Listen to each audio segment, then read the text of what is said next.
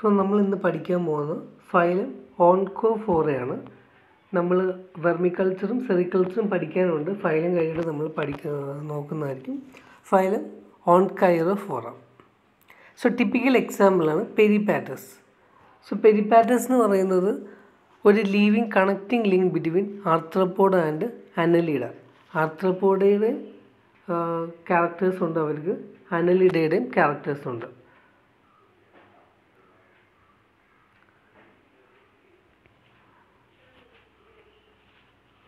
മൊളസ്കൻ ഫീച്ചേഴ്സും ഉണ്ട് കേട്ടോ. നമ്മൾ നെർവസ് സിസ്റ്റം പഠിക്കുമ്പോൾ നമ്മൾ പറയും. ഇനി പെരിപാറ്റസ് എന്ന് പറഞ്ഞൊരു പ്രഡേറ്ററിയാണ്. ഇൻസെക്ട്സിനെയും സ്പൈഡറിനെയൊക്കെ പിടിച്ച് തിന്നുന്ന ഒരു സാധനമാണ്. ഫസ്റ്റ് ഒരു പ്രേനെ അവർ കിട്ടിക്കഴിഞ്ഞാൽ അവർ ആദ്യം എന്ത് ചെയ്യുന്നത് വെച്ചാൽ അവർ ഇമ്മൊബിലൈസ് ദ പ്രേനെ അനക്കാൻ വയ്യാത്ത രീതിയിലാവും. എങ്ങനെയാണെന്ന് വെച്ച് കഴിഞ്ഞാൽ ഹെഡിൽ പെയർ ഓഫ് പാപ്പിലയുണ്ട്.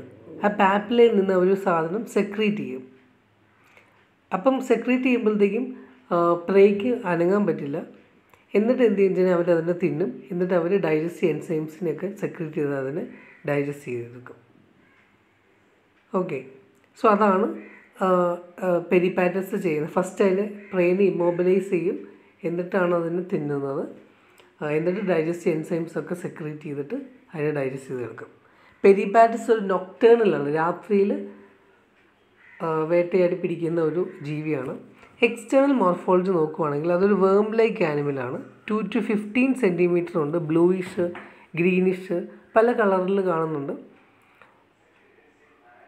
സ്കിന്നൊരു വെൽവെറ്റ് ലൈക്കാണ്. സോ അതുകൊണ്ട് തന്നെ അതിനെ വെൽവെറ്റ് വേം എന്നും പറയാറുണ്ട് കേട്ടോ.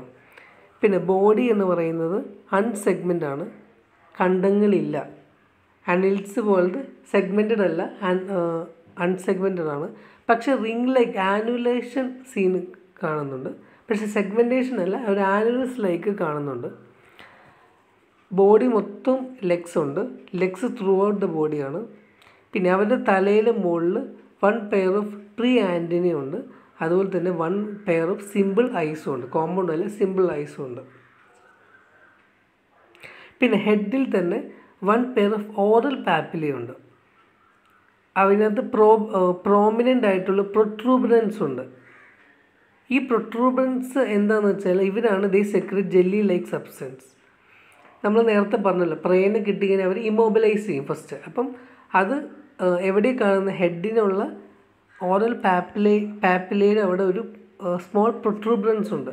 ആ പ്രൊട്രൂബറൻസിൽ നിന്നാണ് ഈ ജെല്ലി പ്രേനെ ഇമ്മൊബിലൈസ് ചെയ്യാൻ പറ്റുന്ന ജെല്ലി സെക്രീറ്റ് ചെയ്യുന്നത്. പിന്നെ ഇവരുടെ mouth parts biting and chewing type mouth parts ആണ്. നമ്മൾ മൗത്ത് പാർട്സ് ഡീറ്റെയിൽ ആയിട്ട് ആർത്രോപോഡായിട്ട് കണ്ടിരുന്നു. ബിറ്റിംഗ് ആൻഡ് ചൂയിങ് ടൈപ്പാണ്. ഇവരുടെ സ്കിന്ന് മൊത്തം ക്യൂട്ടിക്കിൾ വെച്ച് കവർ ചെയ്തിട്ടുണ്ട്. അതുപോലെ തന്നെ സ്കിന്നിൽ സ്മോൾ പാപ്പില ചുറ്റുമുണ്ട്.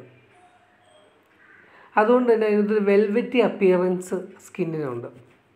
പിന്നെ എന്തുകൊണ്ടാണ് ഇവർക്ക് ഈ ഓൺകോഫോറ എന്നുള്ള പേര് കിട്ടിയെന്ന് വെച്ച് കഴിഞ്ഞാൽ ലെഗിൽ ക്ലോ ബിയറിങ് ഫുട്ട് ഉണ്ട്. ഓക്കെ,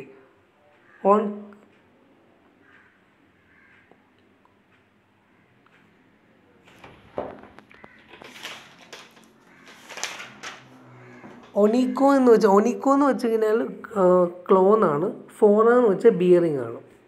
ക്ലോ ബിയറിങ് ആയതുകൊണ്ടാണ് ഒണിക്കോഫോറ എന്ന് വെച്ചിരിക്കുന്നത്. പിന്നെ claw bearing foot attach to the leg. 3 to 6 spiniferous pad.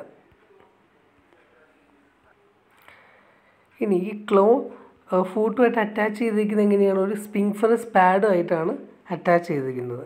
ഇവരുടെ ലോക്കോമോഷൻ പെരിസ്റ്റാലസ് വേവ് വഴിയാണ്. അതായത് ആൻറ്റീരിയർ പാർട്ട് തൊട്ട് പോസ്റ്റീരിയർ പാർട്ട് വരെ ഒരു പെരിസ്റ്റൽ വേവ് പോലെയാണ് ഇവർ മൂവ് ചെയ്ത് പോകുന്നത്. പിന്നെ അലിമെൻ്ററി കനാൽ എങ്ങനെയാണ്? സ്ട്രെയിറ്റ് ട്യൂബാണ്. 1 mouth and anus and other end. So complete alimentary canal 2 opening ഉണ്ട്. സോ നമുക്കതിന് കംപ്ലീറ്റ് എലിമെൻ്ററി കനാൽ എന്ന് പറയാൻ പറ്റും. ഇവർക്ക് 1 pair of salivary gland open to pharynx.